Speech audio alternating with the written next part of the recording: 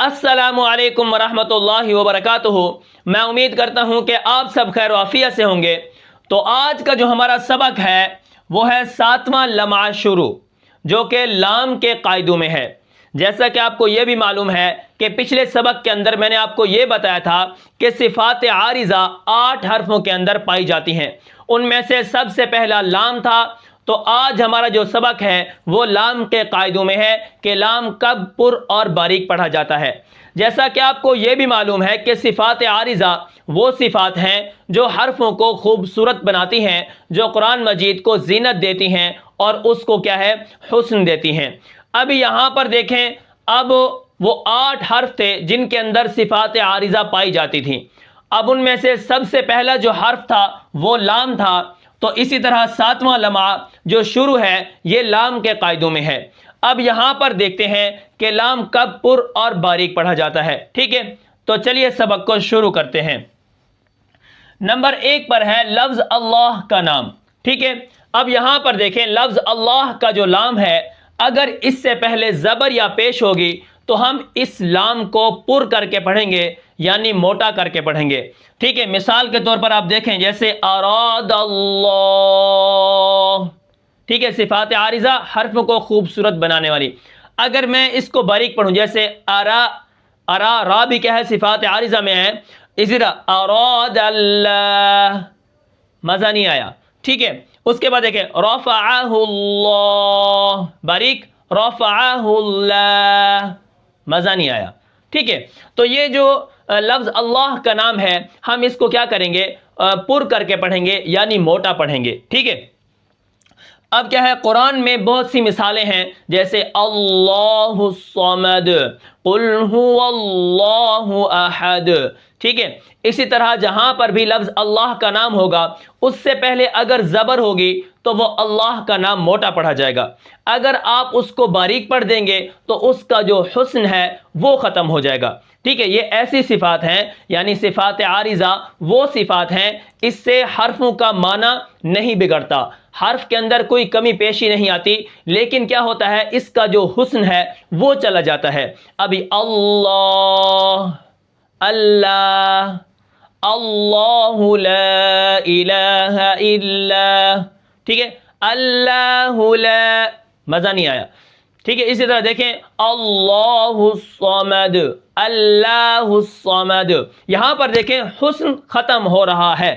اب ہم نے کیا کرنا ہے، لفظ اللہ کا جو لام ہے، اگر اس سے پہلے زبر یا پیش ہوگی تو ہم اس کو موٹا کر کے پڑھیں گے، یعنی منہ بھر کے پڑھیں گے، ٹھیک ہے؟ مثالیں میں نے آپ کو یہاں پر دے دی ہیں، جیسے اللہ الصمد، اللہ لا الہ، اسی طرح اراد اللہ، رفعہ اللہ، ٹھیک ہے؟ قرآن میں بہت ساری مثالیں آپ دیکھ سکتے ہیں۔ اب اس پر پڑھنے کو تفخیم کہتے ہیں۔ تفخیم، کیا؟ اس پر پڑھنے کو تفخیم کہتے ہیں۔ انشاءاللہ آگے ہم تفخیم کے بارے میں بھی جان لیں گے، ٹھیک ہے؟ تو آج میں آپ کو صرف یہ متن جو ہے یہ بتا رہا ہوں کتاب کا۔ اب اس کے بعد دیکھیں، اب اس کی آپ کو سمجھ آ گئی۔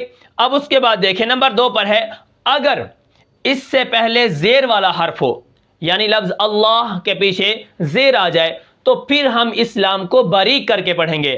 مثال کے طور پر آپ دیکھیں، جیسے بسم اللہ الرحمن الرحیم، بسم اللہ، یہاں پر لام کا حسن ہے۔ اگر میں اب اس کو موٹا کروں، بسم اللہ، مزہ نہیں آیا، ٹھیک ہے؟ اس کے بعد دیکھیں الحمد للہ رب العالمین، الحمد للہ، للہ، حسن ختم ہو رہا ہے۔ اگر آپ موٹے کو باریک پڑھیں گے حسن ختم ہوگا، یا اسی طرح باریک کو موٹا پڑھیں گے تب بھی حسن ختم ہوگا، ٹھیک ہے؟ ہم نے ان چیزوں کا خیال کرنا ہے۔ اگر لفظ اللہ کے پیچھے زبر ہے تو ہم اللہ کے نام کو موٹا کر کے پڑھیں گے۔ اگر اس سے پہلے زیر ہو، جیسے بسم اللہ، اعوذ باللہ، الحمد للہ، تو ہم اس کو کیا کریں گے، پھر باریک کر کے پڑھیں گے۔ تو آپ کو یہ سبق سمجھ آ گیا ہوگا، ٹھیک ہے؟ مثالیں آپ کے سامنے ہیں۔ اگر لفظ اللہ کے پیچھے زیر ہو تو پھر ہم اس کو باریک پڑھیں گے، لفظ اللہ کے پیچھے زبر ہو، ٹھیک ہے، تو پھر ہم اس کو کیا کریں گے، موٹا کر کے پڑھیں گے، ٹھیک ہے؟ اب اس کے بعد دیکھیں، اب اس باریک پڑھنے کو ترقیق کہتے ہیں، اس پر یعنی موٹا پڑھنے کو تفخیم کہتے ہیں، اور اس باریک پڑھنے کو ترقیق کہتے ہیں، ٹھیک ہے، اب اس کے بعد دیکھیں، اب لفظ اللہ کے سوا باقی سب لام جو ہیں یہ کیا ہیں؟ باریک ہیں۔ کیا؟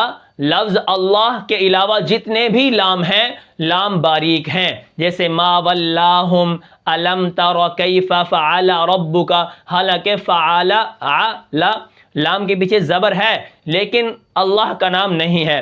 فعل ربک باصحاب الفیل الم یجعل، ٹھیک ہے، یہ سارے لام اور باریک ہوں گے۔ لفظ اللہ کا لام جو ہے یہ کیا ہے؟ موٹا ہوگا اگر اس سے پہلے زبر ہو، اگر زیر ہوگی تو یہ باریک ہوگا، ٹھیک ہے۔ موٹا پڑھنے کو تفخیم اور باریک پڑھنے کو ترقیق کہتے ہیں، ٹھیک ہے۔ اب یہاں پر حضرت مصنف نے متن کے اندر ایک تنبیہ بیان کی ہے، ٹھیک ہے، ایک کیا ہے؟ آگاہ کیا ہے، اشارہ کیا ہے ایک چیز کی طرف کہ لفظ اللہم میں بھی یہی قاعدہ ہوگا کہ اگر لفظ اللہم کہیں آ جائے تو کیا ہے؟ اس میں بھی یہی قاعدہ ہوگا کہ اگر اس سے پہلے زبر ہوگی تو اللہم، اس کو ہم موٹا کر کے پڑھیں گے، اگر باریک قل اللہم، ٹھیک ہے، قل اللہم، پھر ہم باریک کر کے پڑھیں گے کیونکہ لفظ اللہم کے شروع میں اللہ ہے، ٹھیک ہے، لفظ اللہم کے شروع میں لفظ اللہ ہے، اگر اس سے پہلے زبر تو موٹا پڑھیں گے، جیسے اللہم صلی علی، ٹھیک ہے، جیسے اذ قالوا اللہم، چاہے پیش ہو یا زبر ہو تو اللہم کو بھی موٹا پڑھیں گے، اور اسی طرح اگر اس سے پہلے زیر ہو جائے قل اللہم، ٹھیک ہے، تو اس کو ہم کیا کریں گے؟ باریک کر کے پڑھیں گے۔ تو یہ تنبیہ کے اندر حضرت مصنف نے ایک اشارہ دیا ہے۔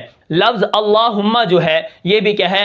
اللہ ہے شروع میں، تو اس کو ہم کیا کریں گے؟ اسی اللہ کے قاعدے قانون کے مطابق پڑھیں گے، ٹھیک ہے۔ تو میں امید کرتا ہوں کہ آپ کو یہ سبق سمجھ آیا ہوگا جس کے اندر میں نے آپ کو لام کے پر پڑھنے اور باریک پڑھنے کا قاعدہ بتایا ہے، ٹھیک ہے، اور باقی جتنے لام ہیں وہ باریک ہیں۔ یہ تھا آج کا ہمارا سبق، ٹھیک ہے، جس کے اندر میں نے آپ کو لام کے پر اور باریک پڑھنے کے قاعدے بتائے ہیں، ٹھیک ہے۔ اب یہاں پر دیکھیں، اگر لام کے پیچھے زبر ہو، زیر ہو، پیش ہو تو سارے لام باریک ہوں گے لفظ اللہ کے سوا، ٹھیک ہے۔ اللہ کا جو لام ہے یہ کیا ہے؟ جب پیچھے زبر ہوگی تو موٹا پڑھا جائے گا، اگر پیچھے زیر آ جائے تو یہ باریک پڑھا جائے گا۔ تو یہ تھا آج کا ہمارا سبق، میں امید کرتا ہوں کہ آپ کو یہ سبق سمجھ آیا ہوگا۔ پھر ملتے ہیں انشاءاللہ اگلے سبق میں، تب تک کے لیے مجھے اجازت دیجیے، اللہ حافظ۔